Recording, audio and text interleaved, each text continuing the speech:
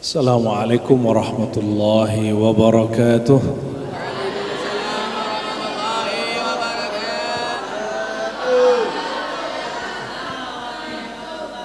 Halo, ngantuk? Ngantuk gak?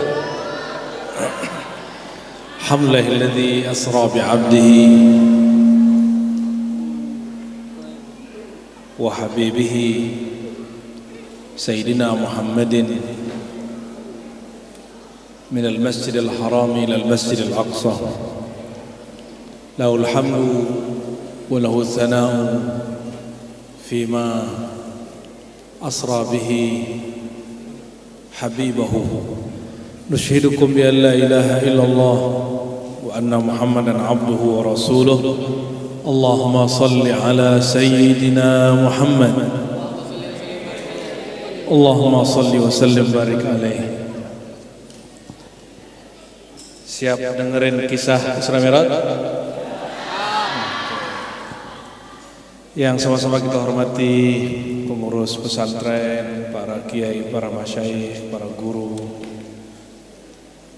wali santri, jamaah. Semoga Allah memberkahi kita semua. Amin ya rabbal alamin. Mumpung sampit belum terlalu panas, karena kalau siang nanti panas sekali ya. Heran juga nih sampit ini ya. Kok panas sekali. Semoga hatinya dingin semua ya. Sebelum kita mengurai tentang kisah Isra Mi'raj sesuai dengan hadis-hadis Rasulullah, mari kita baca suratul Fatihah untuk Nabi Muhammad sallallahu alaihi wasallam, untuk para nabi, para sahabat tabi'in, sampai kepada guru-guru kita, orang tua kita semua. Ala hadhihi niyyah wa likulli salihah. Al-Fatihah.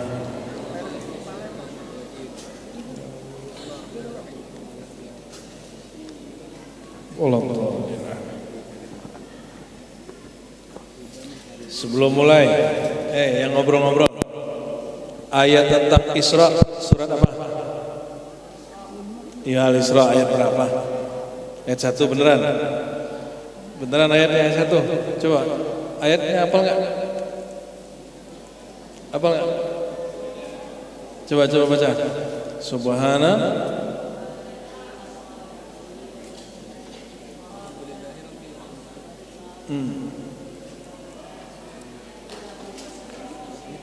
Oke. Awas kalau nanti ada yang ngobrol saya minta bacain ayatnya. Bukan lagi Al-Isra ayat 1, Al-Baqarah ayat 300. Gak ada kan? Ya, karena gak ada jadi gak usah dibacain. Tapi kalau ada, awas kalau kalian ngobrol ya. Allahumma sholli wa sallim barik alaihi Sayyidina Muhammad. Begitu adab kita menyebut beliau. Kenapa disebut Sayyiduna atau Sayyidina? Karena beliau sendiri mengatakan ana sayyidu waladi Adam. Aku adalah sayyid. Apa arti sayyid? Penghulu, junjungan, pimpinan. Aku adalah sayyid waladi Adam, anak keturunan Adam. Halo, ini keturunan siapa nih? Yang ngobrol-ngobrol tuh. Kamu keturunan apa? Keturunan monyet apa Adam? Katanya kata Darwin manusia ini keturunan, bukan keturunan, evolusi dari kera. Itu yang ngobrol keturunan kera kali ya? Halo, bocil. Mau dengerin kisah nggak? Kalau nggak saya pulang nih, pulang ke Jakarta nih. Kalian kalau ngobrol keluar ya, biar saya bapak-bapak ibu-ibu aja. Oke? Sayyidina Muhammad mengatakan, aku adalah sayyid waladi Adam. Aku adalah pemimpin junjungan semua manusia. Hadis ini dikalamkan beliau dalam hadis Sahih Bukhari ketika para sahabat, ada yang 1-2 sahabat meragukan adab-adab kepada beliau. Ketika manusia sedang mencari bab syafaat, mereka sedang melebih-lebihkan Nabi Fulan, Nabi Fulan, Nabi Fulan. Maka Nabi Muhammad SAW mengatakan, Ana sayyidu waladi Adam yaumal qiyamah. Maka di riwayat itu ditambahkan, pada hari kiamat. Nabi Muhammad SAW, ayahnya siapa namanya? Abdullah. Tapi dalam ilmu kerohanian, kata bin hilang, Muhammad bin Abdullah, binnya hilang, Muhammad Abdullah. Karena beliau sendiri mengatakan, Ana Abdullah wa Rasuluhu, akulah hamba Allah, akulah Rasulullah. Sehebat itu Nabi Muhammad SAW mengajarkan ilmu, tapi tidak ada satupun orang menyembah Nabi Muhammad SAW. Satu kali beliau bercerita, malam-malam kata beliau, aku sedang tidur-tiduran di rumah salah satu keluarganya namanya Ummu Hani. Sekarang rumah Ummu Hani itu sudah bagian dari Masjidil Haram. Kalau dulu di luar Masjidil Haram. Sedang tidur-tiduran, tiba-tiba kata Sayyidina Muhammad SAW, turun ada dua makhluk bersayap dari atas. Ini hadis riwayat Imam Bukhari dan Muslim. Hadisnya sahih, bukan cerita palsu. Ini cerita langsung dari imam yang dapat menjamin kevalidan ceritanya. Orang itu kemudian dilihat bersayap, ternyata dia adalah orang yang dulu datang kepada Nabi waktu Nabi masih kecil, umur 5 tahun. Orang itu nanya, siapa si itu orangnya? Jadi umur kan berapa nih? 11. Wah, ini udah balik sebagiannya. Sebagian udah balik. Sayyidina Muhammad kecil, waktu masih kecil lagi main-main, tiba-tiba didatangin oleh orang bersayap juga. Si orang bersayap itu bertanya ke kawannya, ini orangnya. Besok datang lagi, ini orangnya. Kata kawannya, iya. Yang ketiga, hari ketiga, kawannya nanya lagi, emang ini orangnya? Betul, ini orangnya. Akhirnya diambil oleh orang yang pertama, lalu dibeleh oleh orang yang kedua, dibelah dadanya, diambil jantungnya, dibersihin. Ternyata sekelas Nabi Muhammad masih ada noda hitam di kolbunya. Kalau bapak-bapak ini gimana nih? Nodanya ada 2. Itu sekelas Nabi Muhammad masih ada. Waktu beliau sebelum Isra Mi'raj dizahirkan itu nodanya. Nabi Muhammad kecil itu sudah dibersihkan jantungnya yang berkait dengan kolbunya. Lalu dibalikin lagi. Karena yang berdua yang bekerja ini bukan manusia biasa, dia bukan manusia, dia hanya menyerupai manusia. Sebenarnya 2 makhluk ini adalah Jibril dan Jibril makhluk dari tanah apa dari api apa dari air apa dari udara apa dari cahaya? Kalau cahaya kecepatannya gimana?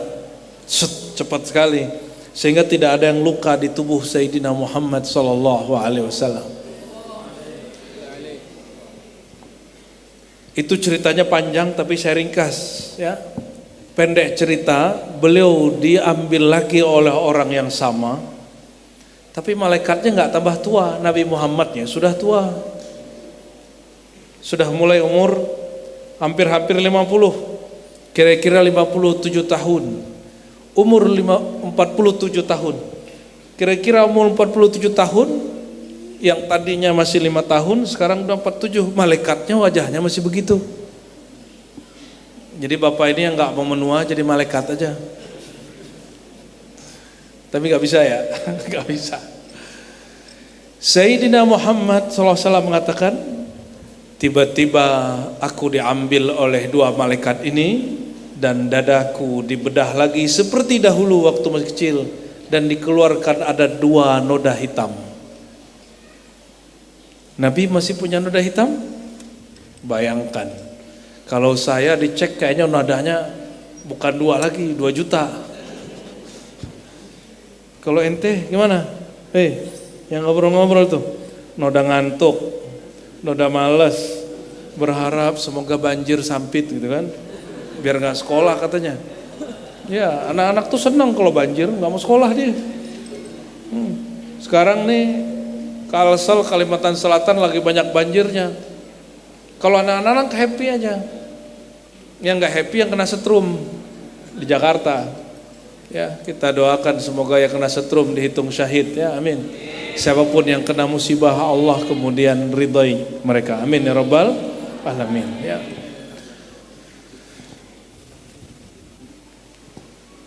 Nabi Muhammad dibersihkan kolbunya.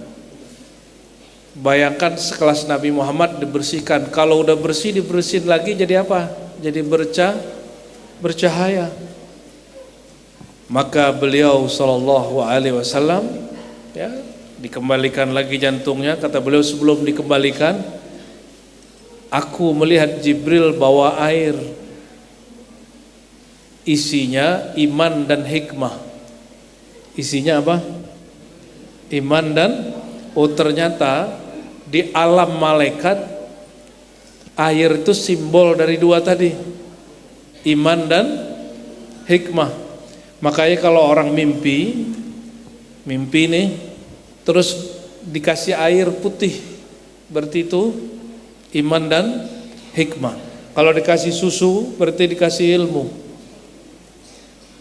Kalau dikasih khamar berarti dikasih mabuk hakikat. Ya. Riwayat tidak populer, tapi apa yang membedakan Nabi Muhammad dengan para nabi, terutama Nabi Isa? Kenapa ada nabi umatnya sembah dia? Nabi Muhammad, kata beliau, ini kan versi riwayatnya lebih dari 7 versi yang diberikan. Dia Nabi waktu diterbangkan sampai ke Masjidil Aqsa, Al-Masjidil Aqsa, ini kita ringkas sebentar, kita loncat, ditawarkan air, khamar, susu. Beliau pilihnya apa? Pilihnya apa? Air, khamar, susu. Pilihnya apa? Nabi Muhammad dibersihkan pakai air. Waktu ditawarkan 3 itu, pilihan beliau apa? Susu. Maka beliau menyebut dirinya, aku adalah pusat ilmu, kota ilmu. Beliau tidak pilih khamar. Berkatalah Imam An-Nablusi ya, seandainya Nabi Muhammad pilih khamar, maka umatnya mabuk cinta kepada Allah.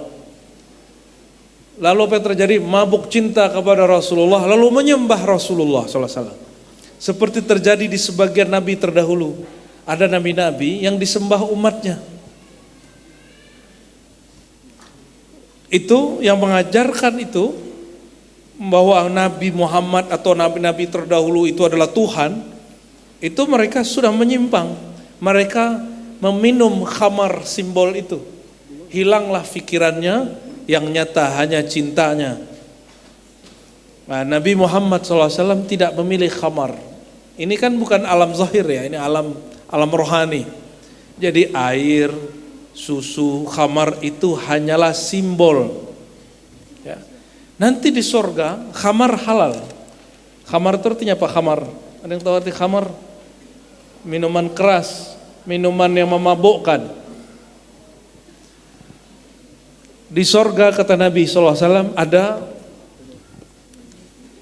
mata air dari susu, mata air dari madu, mata air dari khamar, mata air murni mineral. Dari 4 mata air mengalirlah sungai-sungai. Bagi orang yang tidak menahan diri, tidak meminum yang haram di dunia, nanti dia minum yang khamar tapi tidak memabukkan di sana nanti. Insya Allah. Adapun khamar yang dilihatkan kepada Nabi waktu malam Isra dan Mi'raj itu khamar simbol. Ini yang dikatakan Sayyidina Syekh Jalaluddin Rumi. Apa kata beliau? Jika orang mabuk karena khamar zahir, minuman keras yang zahir, apalagi dengan minuman keras batin, yaitu ma'rifat kerinduan kepada Allah. Jadi nabi-nabi ini kalau mengajarkan kerinduan kepada Allah, bisa-bisa umatnya menyembah dia. Nah, inilah yang bahaya. Kenapa ada satu majelis, satu kelompok itu mengkultuskan guru? karena si guru terlalu mengumbar ilmu hakikat. Nah, kita harus balance, kita harus bahas syariatnya, harus bahas thariqahnya, harus bahas akidahnya, harus bahas adab-adabnya. Tidak boleh nanggung-nanggung. Sehingga seorang kalau mendengarkan pengajian begini tidak salah mengkultuskan guru, mengkultuskan Rasulullah sallallahu alaihi wasallam. Kita kembali ke Mekah, ya. Sayyidina Muhammad SAW mengatakan, aku dibedah dadaku, dibersihkan, lalu Allah tuangkan ke dalamnya hikmah dan ilmu. Setelah itu dimasukin lagi. Makanya kata Anas bin Malik, ra'aitu, aku melihat bekas luka di dada baginda Nabi Muhammad sallallahu alaihi wasallam. Beliau kemudian mengatakan, ya, Allah mendatangkan kepadaku melalui dua malaikat ini satu kendaraan yang kita sering sebut. Apa nama kendaraannya? Buraq. Buraq itu dari bahasa Arab barqun, berarti secepat kilat. Belum ada hari ini kendaraan secepat buraq. Sejauh mata memandang dia sampai. Saya tidak tahu ini pandangan Nabi Muhammad apa pandangannya buraq.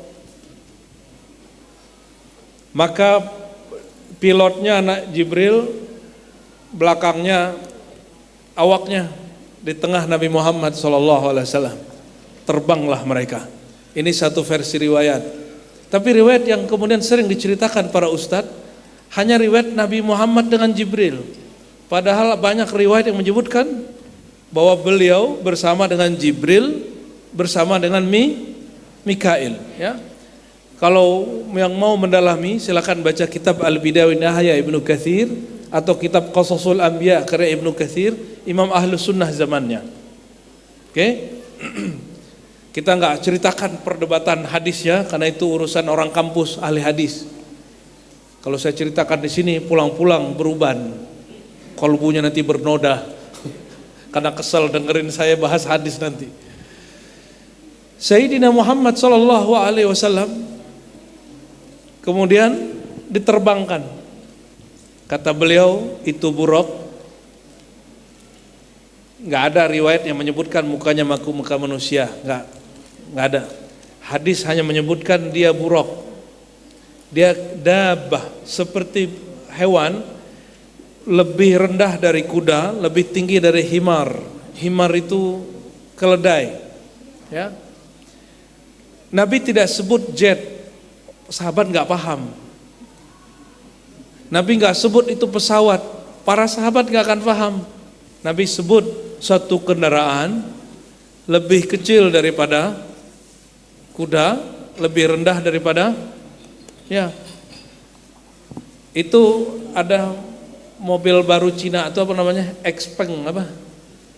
Itu dia pameran tahun lalu, dia sudah buka ada kendaraan motor terbang, mobil terbang, sudah ada. Saya lihat ukurannya, kita kan kalau ngelihat begitu ingatnya hadis Nabi. Nggak tahu kalau orang mungkin, wah hebat ya orang Cina, ya itu urusan mereka lah. Kalau saya ngelihat begitu tuh ingat riwayat-riwayat Nabi. Oh, barangkali ini yang Nabi maksud. Ya, mirip-mirip lah, tapi lebih canggih buraq lah. Ya. Tidak terlalu tinggi. Kuda itu jangan bayangkan kuda dolman. Ini kuda perang. Kuda perang itu tinggi-tinggi. Himar lebih rendah lagi. Antara itu. Sayyidina Muhammad SAW tidak sebut Jibril sebagai pilot. Gak sepaham sahabat. Pilotnya Jibril gitu. Pramugaranya Mikail gak paham. Ini bahasa saya. Karena antum gak akan paham bahasa padang pasir. Ya. Kita pakai bahasa Indonesia dengan permisalan yang pas. Insya Allah. Terbanglah mereka. Kata Nabi apa tadi? Di mana pandangannya jatuh, di situ dia turun mendarat. Turun pertama, turunnya di negeri yang banyak kurmanya. Kalau di Hijaz, di Saudi hari ini yang banyak kurma, daerah Makkah apa Madinah? Makkah apa Madinah? Emang di Madinah? Emang di Makkah? Emang di Taif? Bingung. Makkah apa Madinah yang ada kurmanya?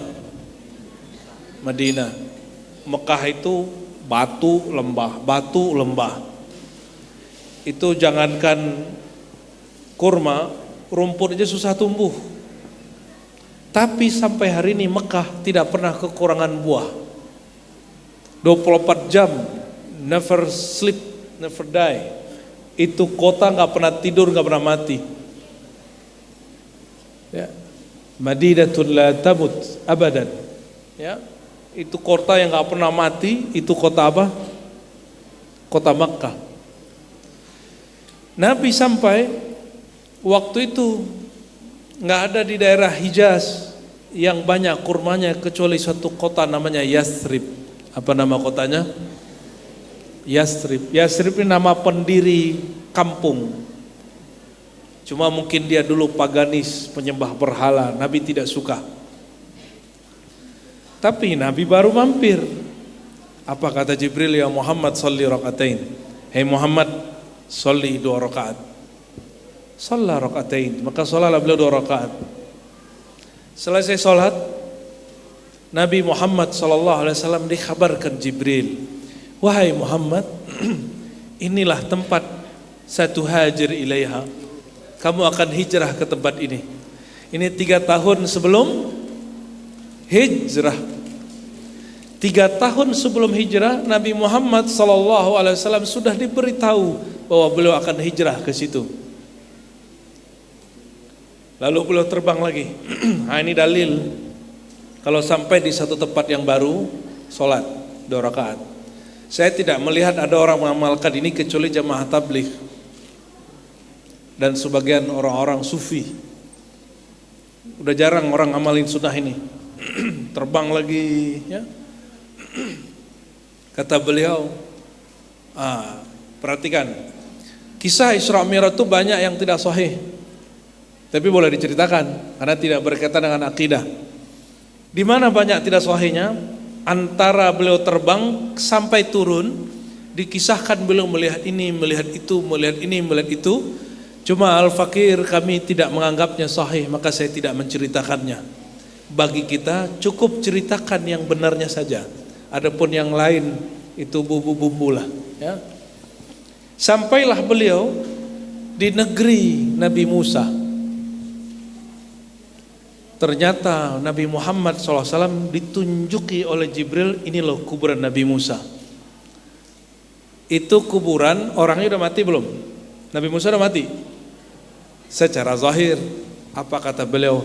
Ra'aitu Musa fi qabrihi yusalli. Aku lihat Nabi Musa tidak seperti yang orang kira mati, tapi dia lagi sholat di dalam kubur. Jadi para nabi, para wali kalau meninggal dia ngapain? Nabi, wali, kalau dia meninggal dia ngapain? Dia sholat. Sholatnya nggak cari pahala lagi, karena pahala sudah selesai di dunia. Lalu untuk apa para nabi, para aulia, wali Allah sholat di dalam kuburnya? Mereka hanya ingin mendekatkan diri kepada Allah Subhanahu wa ta'ala. Itu yang disebut kata guru-guru tua dulu, matikan diri sebelum mati. Maksudnya kalau kamu sholat jangan cari pahala lagi. Sholat itu mencari rasa dekat kepada Allah Subhanahu wa ta'ala. Ada kawan saya, dia seorang ahli kesehatan, itu nyindir kawan kita gak sholat, dikira saya gak sholat juga sama dia. Kurang ajar juga nih orang ya. Terus cara nyindirnya bagus. Saya ini Ustadz, kalau nggak sholat rasanya jauh kepada Allah, rasanya Allah jauh sekali. Tapi karena saya lagi di terapi, saya biarin aja. Ya, karena kita di terapi dia nggak mau dibayar. Takutnya kalau kita kritik dan kita luruskan sebelum selesai, dia terapi saya nggak beneran. Takut kita ditusuk-tusuknya, bukan lagi pakai akupuntur, pakai pisau. Akhirnya saya biarin aja, saya biarin. Udah mau selesai, baru kita bilang maaf mas. Sejak kapan sholat kita menambah dekat Allah? Satu. Saya mau nanya lagi yang kedua. Sejak kapan Allah itu jauh? Allah pernah jauh nggak? Apa kata Allah? Apa kata Allah tentang dia dekat atau jauh? Ada ayatnya enggak? Wa nahnu aqrabu ilaihi min hablil warid. Kami lebih dekat kepada manusia daripada urat nadi. Urat nadi itu zahir, Allah itu maha batin. Allah lebih dekat dari itu semua. Allah itu juga zahir.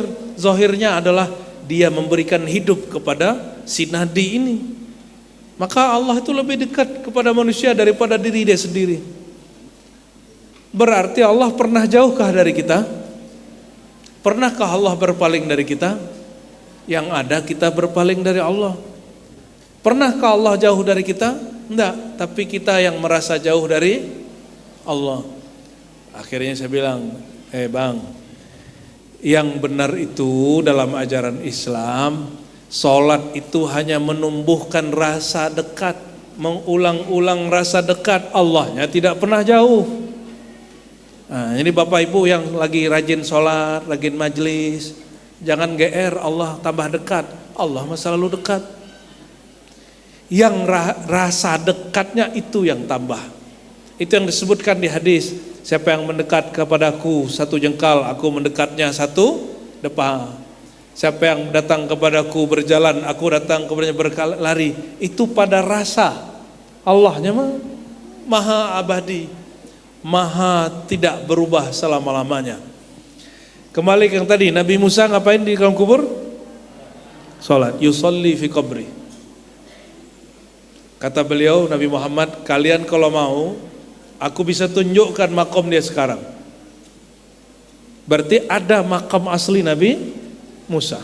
Nabi Musa ini berapa ribu tahun ya sebelum Nabi Muhammad? Adalah mungkin 1000-an ya.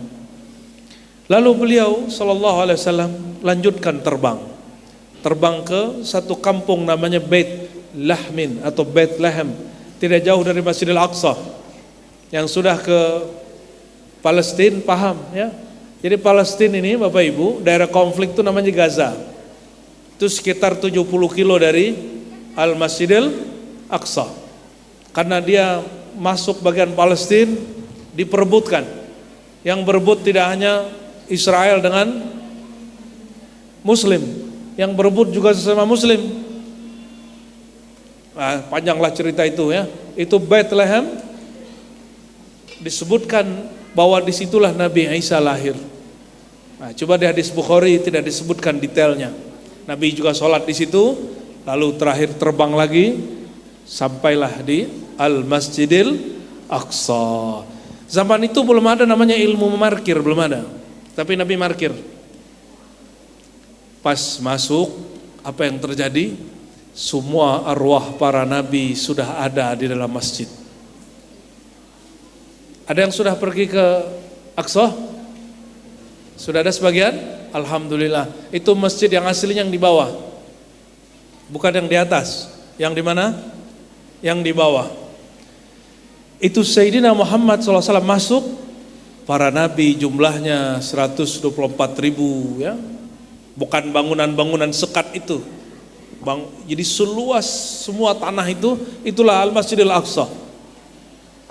Beliau masuk ke perkarangan Al-Masjidil Aqsa, itu jumlah para anbiya 124.000, termasuk beliau, ada semua.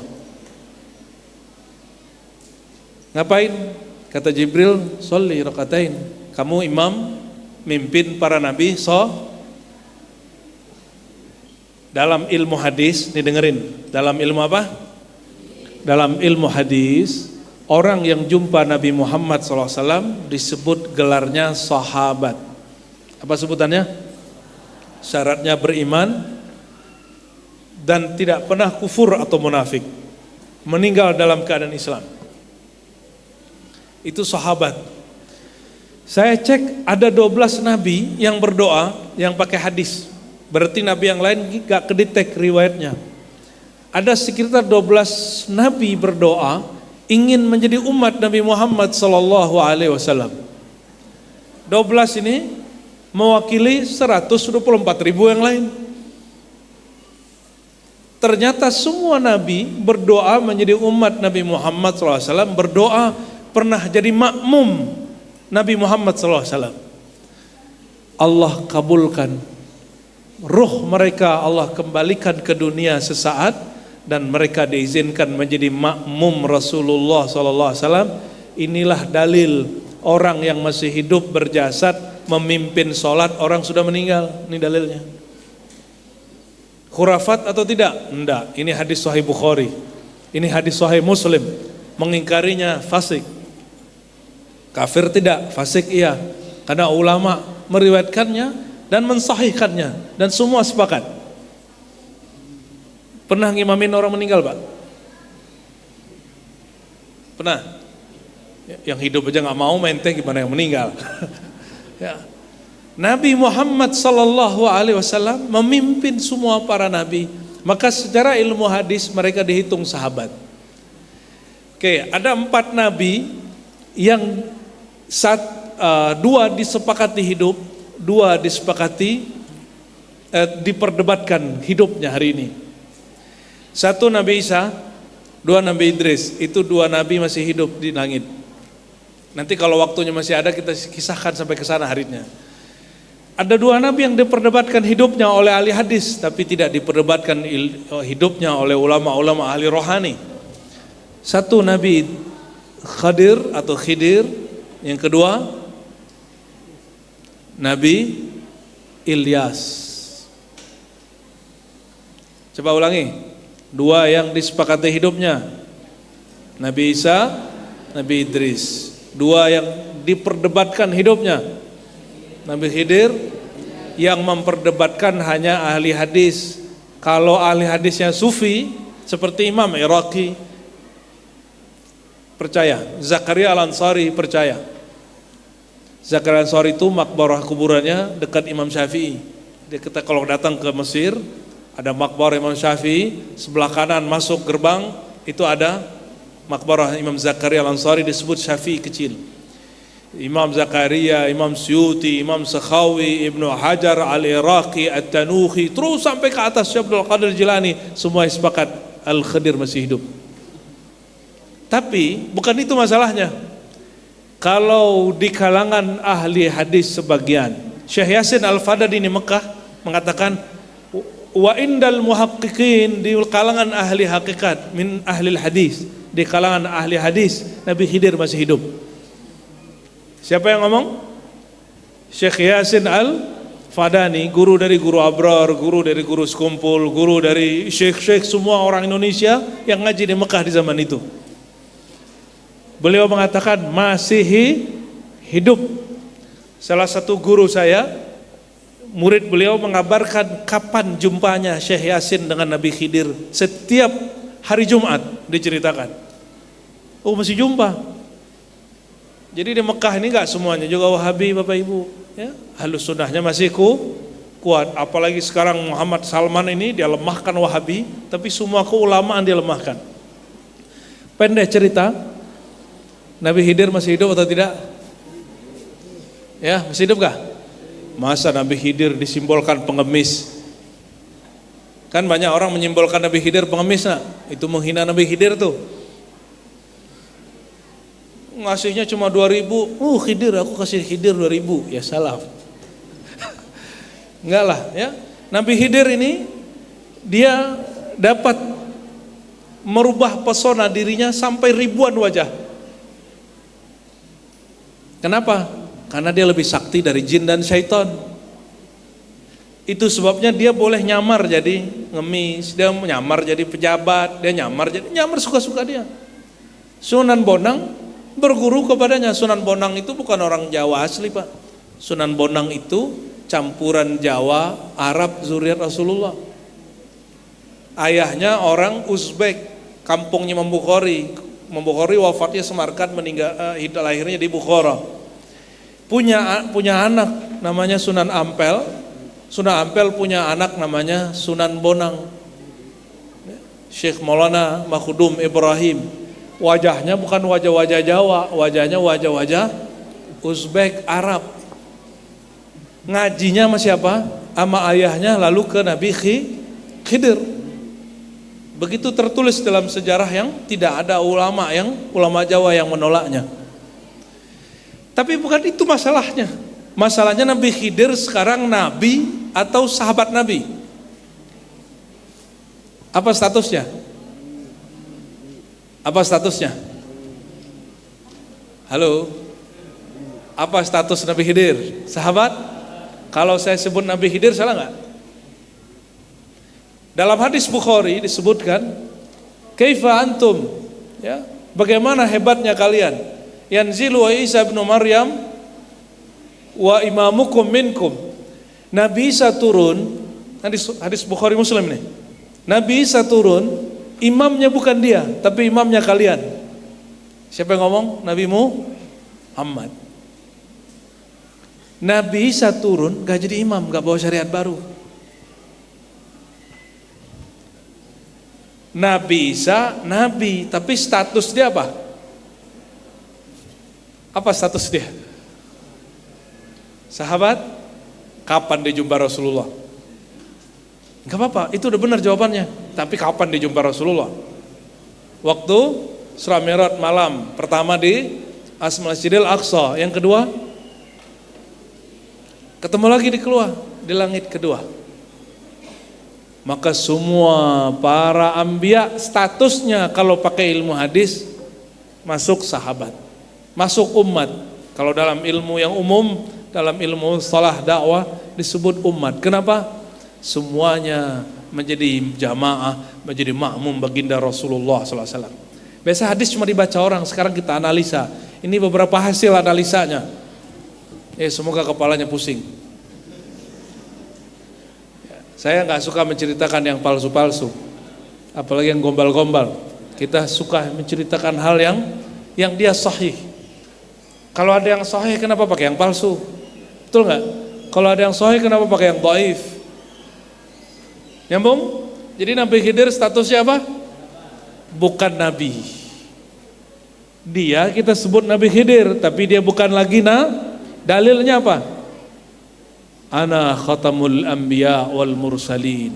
Akulah nabi terakhir, rasul terakhir, la nabiyya ba'di. Tidak ada lagi nabi setelahku. Maka jika Nabi Isa turun, statusnya wali, bukan nabi. Dia seorang nabi, Nabi Bani Israel. Tapi di umat Nabi Muhammad statusnya wali. Kata para imam kita, sungguhlah hebat. Nabi berkalam begitu, kaifa antum yanzilu Isa bin Maryam. Bagaimana hebatnya kamu? Maksudnya betapa hebat kewalian umat Nabi Muhammad. Nabi Isa turun, imam bukan dia. Imamnya siapa? Imamnya umat Nabi Muhammad SAW. Jadi Bapak Ibu, walaupun kita ini orang Indonesia, negaranya maju belum, mundur tidak, disebut berkembang. Ya betul. Tapi insya Allah dalam bab agama orang Indonesia maju.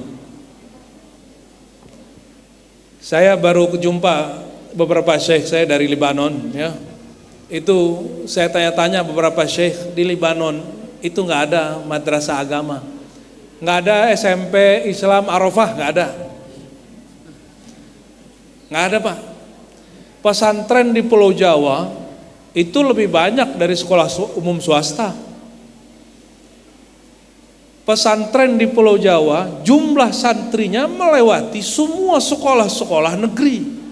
Dan bayangkan, orang Islam para kiai nggak pernah minta proposal yang serius ke pemerintah, cuma asal-asal aja syarat-syarat aja. Itu kiai-kiai nggak ada. Malah ada beberapa santrinya, pengurusnya, anaknya pakai proposal diusir. Ada yang kiai-kiai begitu.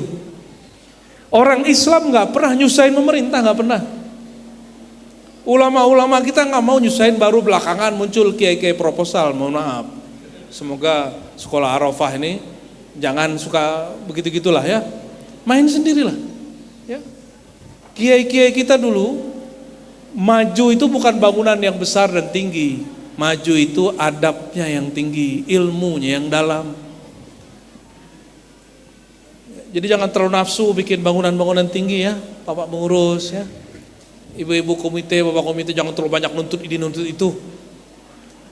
Saya kalau jadi guru Pak, jadi kepala sekolah, mungkin sekolahnya mungkin banyak banget atau sepi banget. Loh kenapa? Itu kalau ada wali kelas wali santri agak rewel, ngatur-ngatur kita di pesantren, saya bilang ini, Pak, Bu, bawa aja anaknya pulang. Ya, saya begitu kalau ngurus. Untung saya nggak kepala sekolahnya waktu itu. Yang kepala sekolah temanku, kalau rapat nggak mau ikut. Ya, dia nggak tahu gimana susahnya kita nyantri dulu kan. Dia nggak tahu gimana kita kalau dulu ngaji dipukul sama guru kita, nggak pernah balas, nggak pernah lapor, nggak ada kita lapor-lapor. Ini baru dikit korban bulian dikit yang disalahin gurunya. Udah ibu-ibu ya, kalau betul sayang sama anak, anak tuh jangan dibelain terus.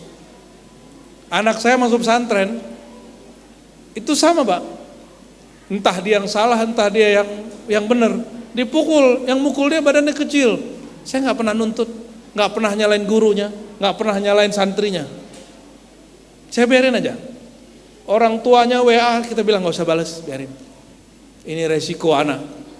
Anak-anak saya juga emang kalau ngebully gila ya. Mungkin dia saling bully membuli, yang dibully sakit hati. Tangannya naik. Tapi saya tanya, kamu mukul dia juga? Iya dikit katanya. Itu biasa. Kita dulu Bapak ini waktu pulang SD sering tengkar gak? Saya sekali 3 hari dulu nonjok orang Pak waktu SD. Terakhir kelas 1 MTSN. Nonjok teman sendiri. Kenapa? Mentang-mentang dia anak sepak takraw ya. Kita ditenang-tenang sama dia. Saya bilang, nanti pulang sekolah ada ring di belakang, kita tarung di belakang. Bener tarung, dia nggak tahu kalau kita ada belajar silat dikit kan. Wah, bener Pak, hancur mukanya. Saya nggak usah ceritain. Itu terakhir saya tengkar sudah. Kelas 1 MTS. Tapi dari kelas 1 SD sampai kelas 6 hampir tiap hari. Pulang-pulang kalau nggak ini yang bengkak, ini mata yang merah, kalau nggak ini yang bonyok, biasa. Makanya mohon maaf sekali, saya agak prihatin kalau ada orang tua terlalu manjain anak. Pulang-pulang sakit dikit-dikit yang salahin guru. Ada guru agak marah dikit dilaporin, astagfirullahaladzim. Sebegitu orang tua merugi dunia akhirat. Ya. Anaknya nggak akan jadi siapa? Nggak akan jadi apa-apa. Kenapa? Kita kalau dibully orang itu vaksin Mbak. Kita kalau dikata-katain orang, kita kalau tengkar, itu vaksin itu. Apakah dengan begitu anaknya mundur, atau anaknya bertahan, atau anaknya maju? Nanti coba lihat, yang sukses itu bukan anak juara 1-2, yang manja. Tapi mereka yang juara di lapangan, yang bisa bertahan hidup. Ini saksi mata, temen juara. Stres. Karena mau masuk kampus ini gak terima, masuk ini gak terima, stres. Merasa dirinya sudah overestimate. Jadi gila dia. Untung sembuh juga. Jangan terlalu, anak-anak kita nggak mesti pinter di kertas. Dia harus pinter di Oke, kembali ke Nabi. Nabi Khidir itu seorang nabi. Betul? Tapi statusnya di umat Nabi Muhammad seorang Kenapa dia seorang wali? Nabi Muhammad bersabda, la nabiyya ba'di, tidak ada lagi nabi setelahku. Ya, gitu ya. Jadi jangan terlalu mengkhurafat-khurafatkan Nabi Khidir. Saya ini Pak, alhamdulillah diizinkan Allah berguru dan belajar thariqat tasawuf. Tapi alhamdulillah guru saya mengajarkan al-aqlu wad-din wasiqani. Akal dan agama itu 2 hal yang mesti dipelihara. Walaupun ada pengalaman rohani, mukasyafah ini, saya nggak jadikan itu mengalahkan akal. Ya, nggak boleh kalah akal. Oleh karena itu di Quran kalimat untuk berpikir itu lebih banyak. Jadi kita bukan yang orang yang sibuk-sibuk ngayal-ngayal masalah rohani, enggak. Bagian terakhir nih ya, kayaknya nggak sempat kisah Isra Mi'rajnya lengkap. Terakhirnya agak panjang. Nabi Muhammad SAW kemudian diajak naik. Ini hadisnya terpisah dengan hadis yang tadi. Jadi hadis Isra Mi'raj itu Bapak Ibu ini bocorannya. Yang kenapa para ustadz bingung menceritakan Isra Mi'raj? Karena emang hadisnya nggak satu paket. Giliran ada satu kitab ngumpulin Isra Mi'raj, hadisnya campur-campur. Nah, tadi kitab yang saya sebut itu sudah recommended, Qasasul Anbiya dan Al-Bidayah wa Nihayah Ibnu Katsir. Dalam hadis yang terpisah Imam Bukhari menyebutkan Mi'raj. Kenapa? Karena bagi ahli hadis Isra Mi'raj terpisah. Tapi bagi kita tidak. Nabi SAW mengatakan, lalu aku di Mi'raj. Apa arti Mi'raj? Diangkat. Apa arti Mi'raj? Kalau Isra, perjalankan malam hari, itu Isra. Kalau Isra, dari tempat di bumi ke tempat di bumi yang lain. Kalau Mi'raj, naik. Sayyidina Muhammad SAW diangkat ke langit pertama. Coba bayangkan langit. Sudah terbayang langit? Nah, itu baru langit dunia namanya. Sampai bintang-bintang, planet-planet, awan-awan. Hati-hati, awan sampai ke bintang-bintang itu tempat tinggalnya, ya perbatasannya nanti, ya tata surya kita inilah, atau ada yang mengatakan atmosfer inilah, itu tempat tinggalnya jin dan syaitan. Makanya kalau orang belajar zikir tanpa guru, belajar ma'rifat tanpa guru, dibawa terbangnya ke langit palsu.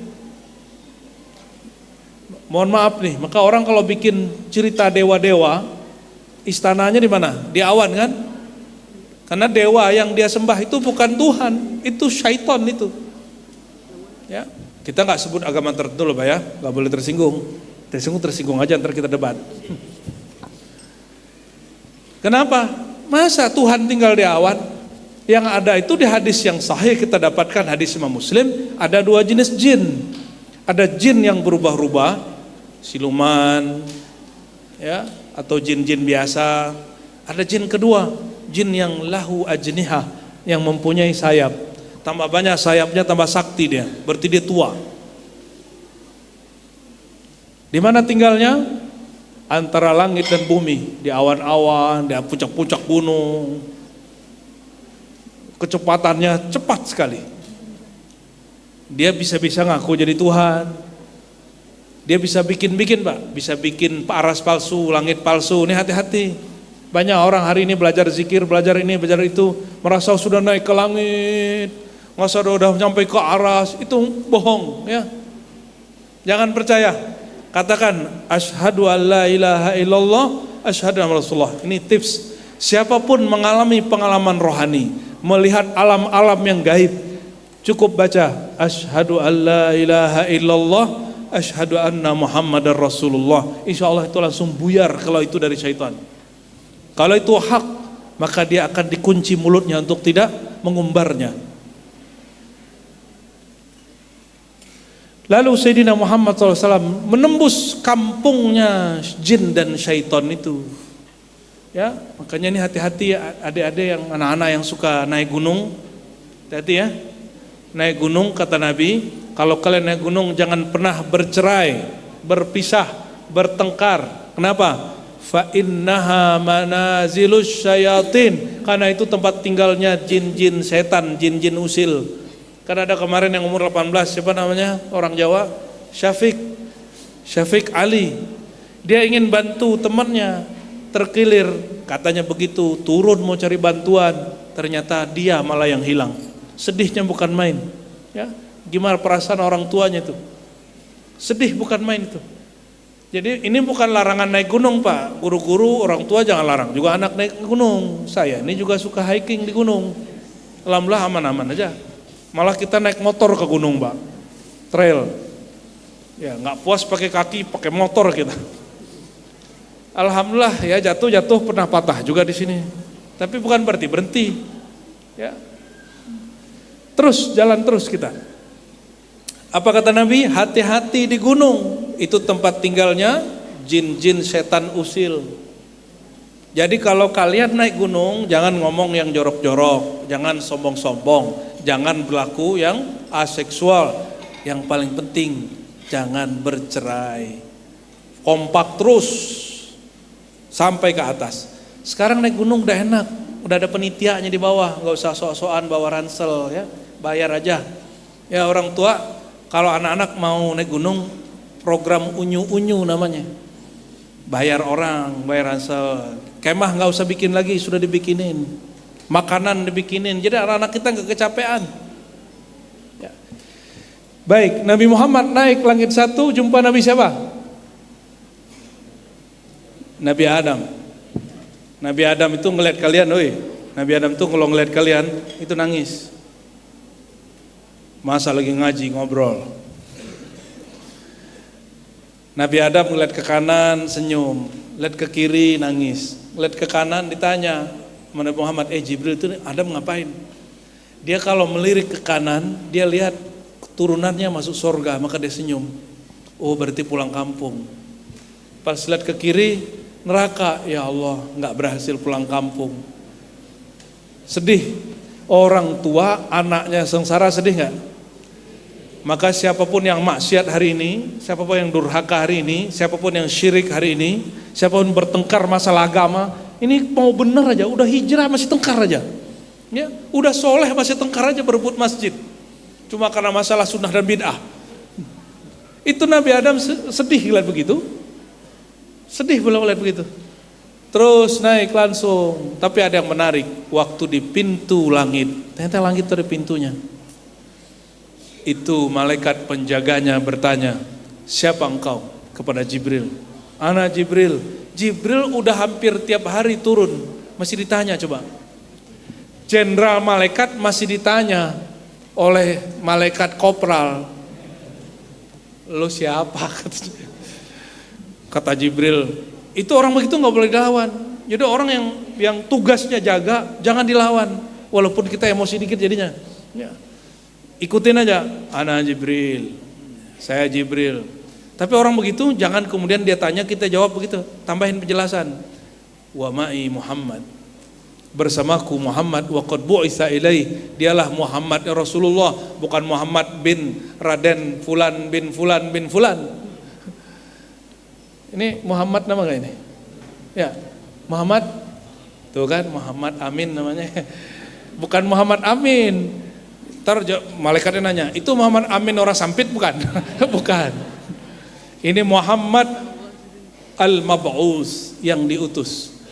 Kata yang jaga, marhaban ya Muhammad.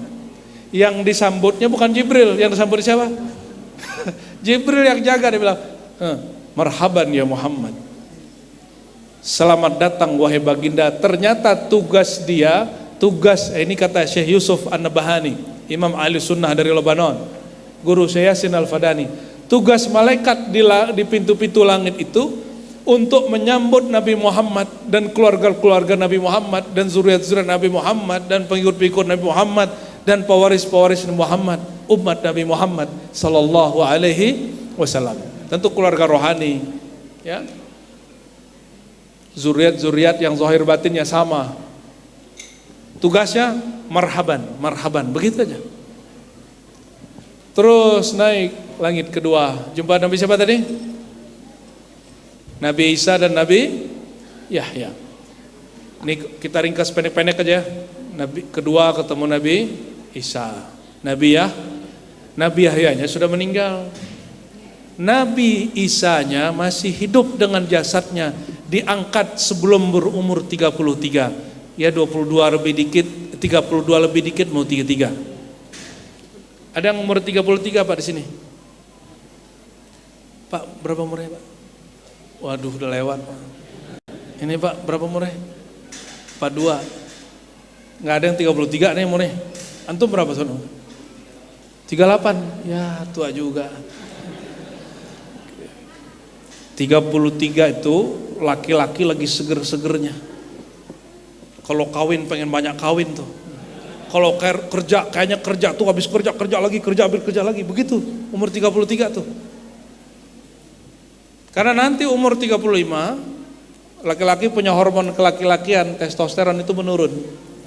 Puncaknya di umur 33. Sayyidina Isa diangkat kira-kira umur segitu, lagi seger-segernya. Dan hatta al-yawm ma yataghayyar wa ma yashibu syaiba. Sampai sekarang beliau tidak berubah, wajahnya masih wajah yang dulu. Ya.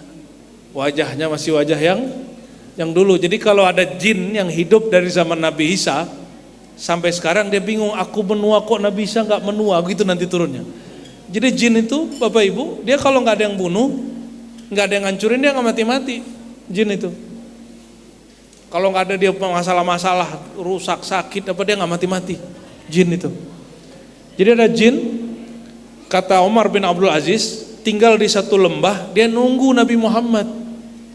Dari Nabi Isa dia nunggu Nabi Muhammad. Umar bin Abdul Aziz wafatnya tahun 100 atau 101 Hijriah. Ketika datang ke lembah itu, jin ngomong, ya, lewat, nggak tahu bagaimana caranya. Dia lagi nunggu Muhammad. Kata Umar, udah meninggal tahun 11.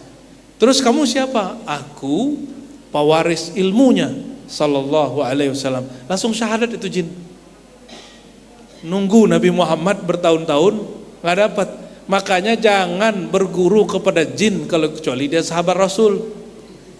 Jangan ingin memperbudak diri kepada jin. Kenapa? Jin itu nggak lebih pintar dari manusia.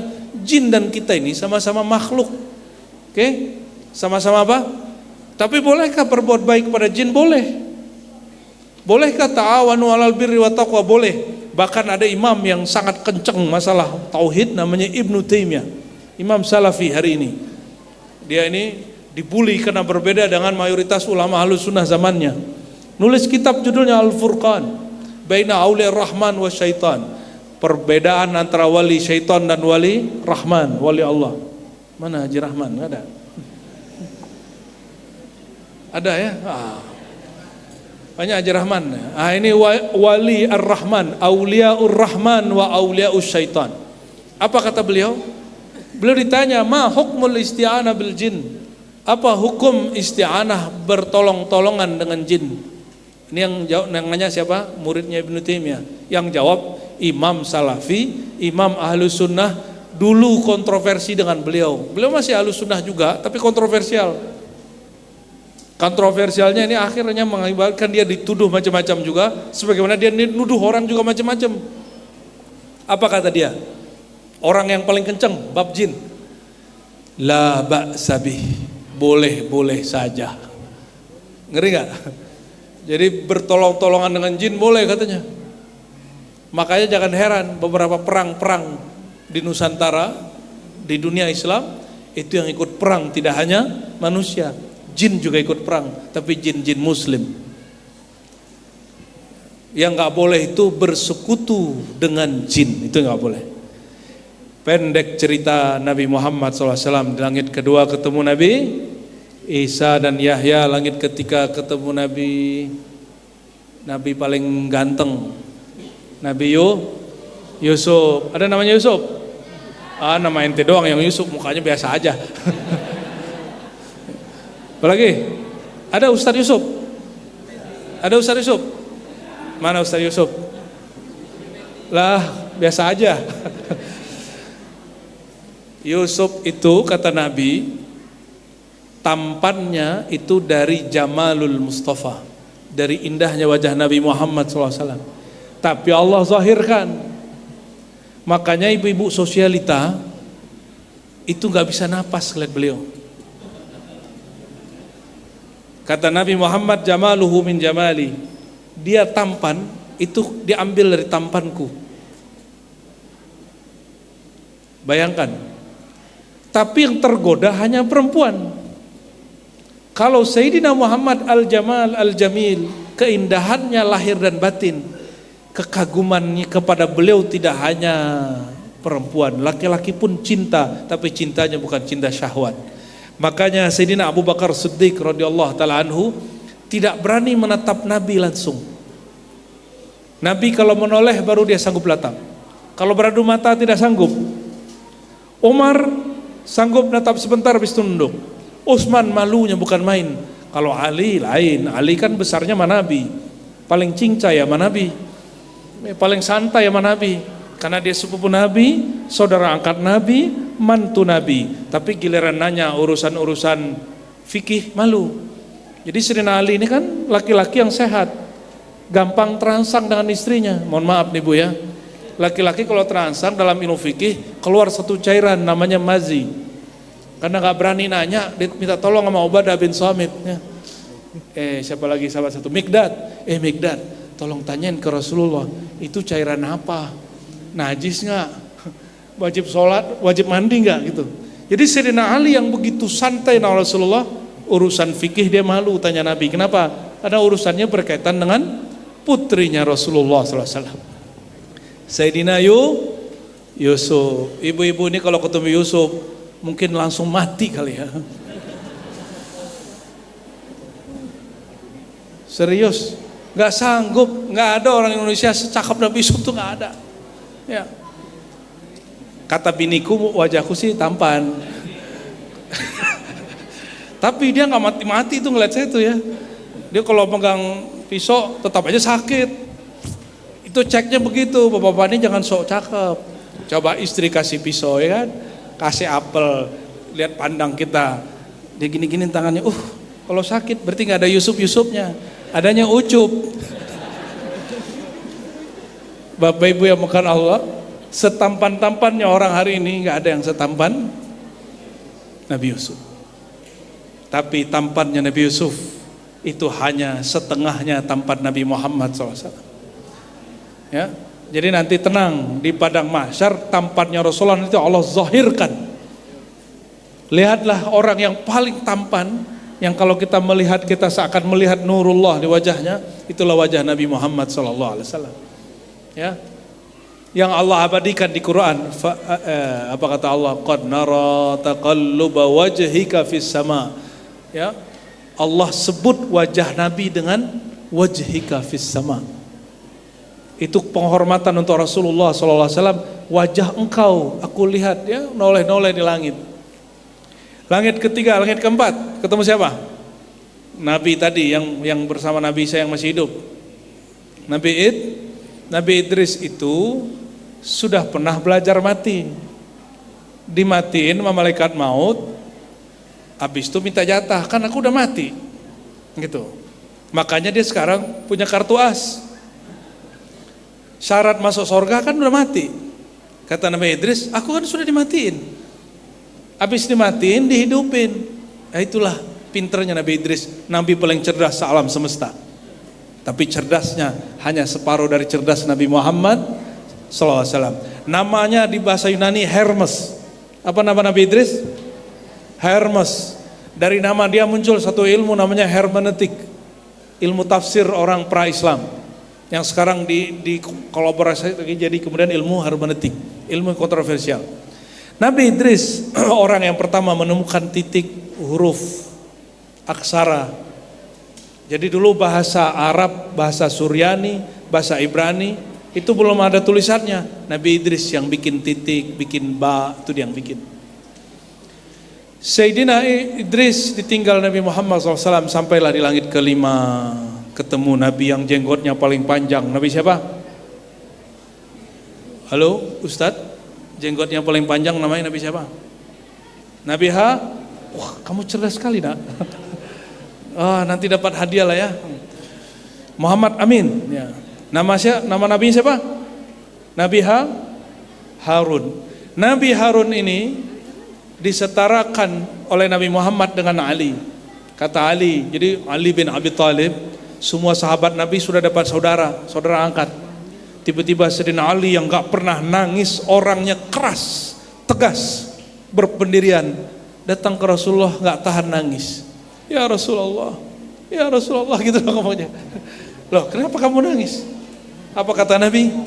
Akhaitan nas, engkau telah persaudarakan banyak orang, sedangkan aku tidak ada saudaranya. Sedih Sayyidina Ali.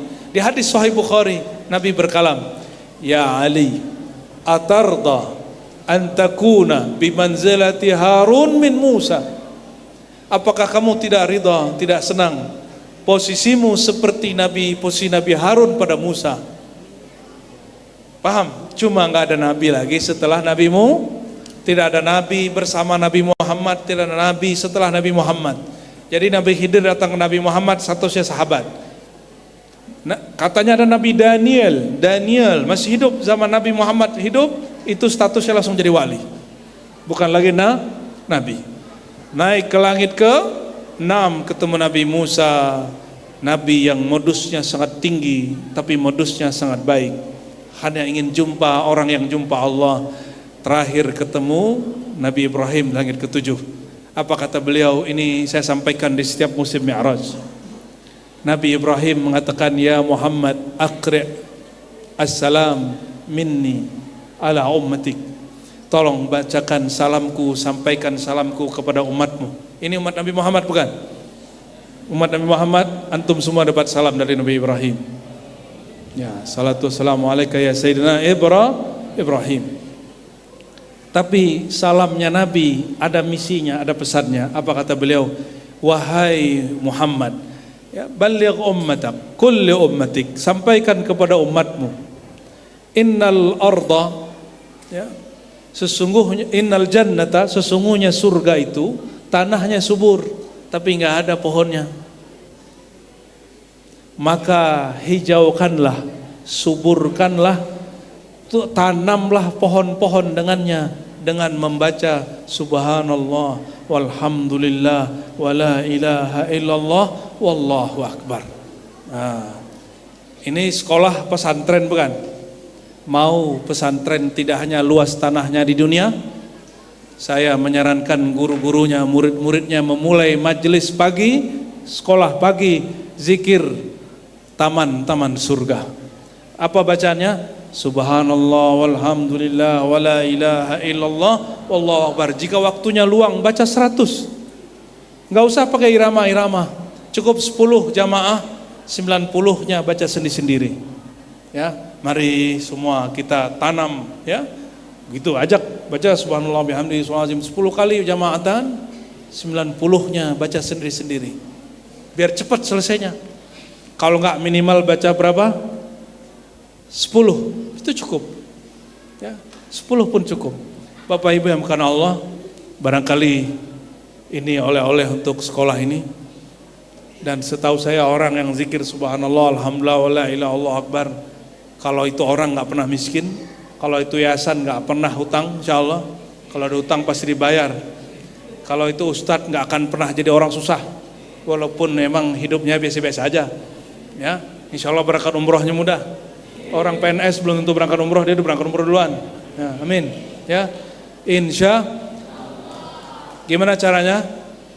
Tanam kebun-kebun surga, amalkan zikir subhanallah walhamdulillah wala ilaha illallah wallahu akbar. Itu orang kalau baca rohaninya sama sudah mi'raj. Cuma karena akal kita menahan, kita tidak merasakannya. Akal ini beruntung orang punya akal, sehingga rasa dia dibikin stabil. Jadi jangan senang kalau ada kawan bentar-bentar badannya melayang, rohaninya melayang. Jangan-jangan akalnya sudah lost, ya, jangan-jangan akalnya sudah kendor. Ya. Orang paling berakal di alam semesta Nabi Muhammad, pengalaman rohaninya paling banyak, tapi akalnya paling kuat. Beliau bisa membedakan pengalaman mana yang pantas diceritakan, mana yang harus dipercaya, mana yang tidak. Semoga Allah Ta'ala memberkahi siapapun yang hadir, siapapun yang mendengar, apalagi anak-anak kita ini, ya. Jangan dimarahin banyak-banyak Pak, ya, disayangi banyak-banyak. Semoga Allah Ta'ala jadikan yayasan ini menjadi corong ahlus sunnah wal jamaah. Siapa tadi? Amin. Nah, amin dapat hadiah ini nih, ya. Kalian nggak dapat hadiah. Barangkali itu dari kami. Kita baca kafarah majelis. Subhanakallahumma wa bihamdika asyhadu an la ilaha illa anta astaghfiruka wa atubu ilaik. Salawat Badar. Innallaha malaikatahu yusalluna 'alan nabiy. Ya ayyuhalladzina amanu sallu 'alaihi wa sallimu.